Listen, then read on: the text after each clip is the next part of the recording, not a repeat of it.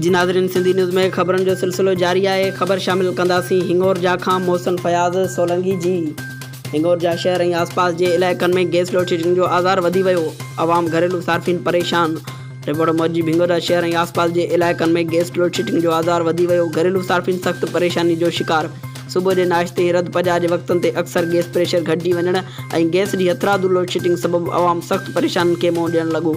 उन मौक़े ते शहरनि मीडिया सां ॻाल्हाईंदे चयो त हथरादू गैस जी लोड शेडिंग कई पई वञे, जंहिं सबबि सुबुह जो स्कूल वेंदड़ ॿार ऐं ड्यूटियुनि ते वेंदड़ शहरी बग़ैर नाश्तो करण जे हलिया था वञनि, जॾहिं त मंझंदि ऐं राति जे वक़्त बि अक्सर गैस ग़ाइबु रहे थी। हुननि SSG सुई सदरन गैस कंपनी जे आला अमलदारनि, वज़ीर आला सिंध सैयद मुराद अली शाह ऐं ॿियनि वसारनि खां मुतालबो कंदे घुर कई त हिंगोर जा शहर में थींदड़ हथरादू गैस लोड शेडिंग जो नोटिस वठी कंट्रोल कराए गैस जी फ़राहमी खे शहरनि लाइ यकीनी बणाए रिलीफ फ़राहम कयो वञे।